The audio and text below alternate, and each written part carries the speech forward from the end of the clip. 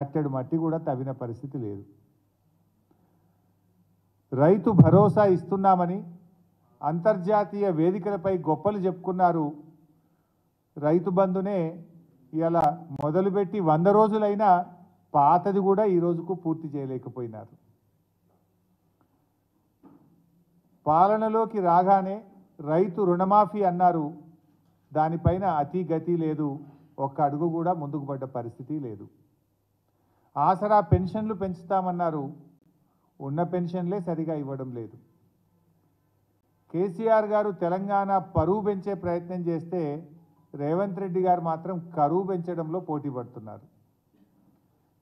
దేశమంతా కరువు ఉందనే చేతగాని మాటలు చెప్తూ రైతుల నోట్లో మట్టి కొడతా ఉన్నారు. కేసీఆర్ గారి హయాంలో పచ్చటి పంట పొలాలు కనిపిస్తే 10 ఏళ్ల తర్వాత రైతులు తమ పంట పొలాలలో మంటలు పెట్టుకునే పరిస్థితులు ఈ రాష్ట్రంలో కనబడతా ఉన్నాయి. కేసీఆర్ గారు వ్యవసాయాన్ని శిఖరాగ్రంలో నిలబెట్టే రేవంత్ రెడ్డి గారు శిథిలావస్థలోకి చేర్చుతున్నారు. కేసీఆర్ గారి హయాంలో త్రాగునీటికి సాగునీటికి లోటు లేని పరిస్థితి ఉంటే ఇవాళ రాష్ట్రంలో రేవంత్ రెడ్డి గారి పాలనలో కన్నీళ్లకు కొరత లేని పరిస్థితి కనపడతా ఉంది. మిషన్ భగీరథ ఇంటింటికి నీళ్ళు ఇచ్చే పథకం కేసీఆర్ గారు తీసుకొస్తే రేవంత్ రెడ్డి గారి రాజ్యంలో మళ్ళీ ఖాళీ బిందెల ప్రదర్శన కనబడతా ఉంది. స్వయంగా ఆయన నియోజకవర్గం కొడంగల్లోనే కనబడ్డది. నిన్నెవరో ఖమ్మం నుంచి వచ్చి చెప్తా ఉన్నారు. ఖమ్మం పట్టణంలో ప్రతి 3 రోజులకు ఒక్కసారి నల్లా వస్తుందట. ఈరోజు గత 5 ఏళ్ళు కేసీఆర్ గారి హయాంలో ఖమ్మంలో ప్రతిరోజు ఇంటింటికి త్రాగునీరు వచ్చింది. మీరు వచ్చిన 100 రోజుల్లోనే ఏమైపోయింది? 3 వద్దులకు ఒక్కసారి ఖమ్మం పట్టణంలో నల్ల నీళ్ళు ఎందుకు వస్తున్నాయి?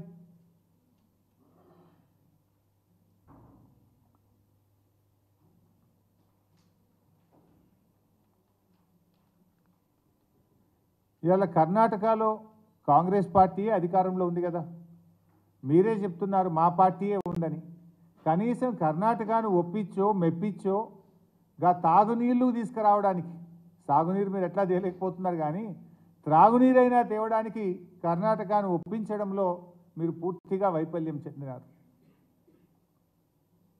ఇవాళ మేము కృష్ణా మేనేజ్మెంట్ బోర్డుకు కేంద్ర ప్రభుత్వ ఆధీనంలోకి ప్రాజెక్టులు పోకుండా మేమేమో పోరాటం చేస్తే మీరు వచ్చి రాగానే కృష్ణా మేనేజ్మెంట్ బోర్డుకు ప్రాజెక్టులు అప్పగించడానికి కేఆర్ఎంబి మీటింగ్లో ఒప్పుకొని వచ్చిండ్రు.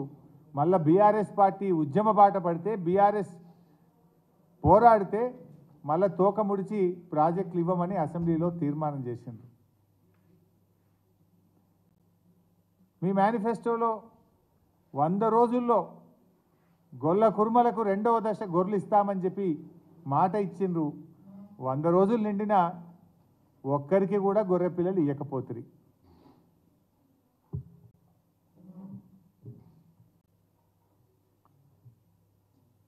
ఆ రకంగా ఇలా వాళ్ళు కేసీఆర్ గారు ఈ రాష్ట్రంలో పేదలకు ఏం చేయాలని ఎన్నో కార్యక్రమాలు ఆలోచించారు.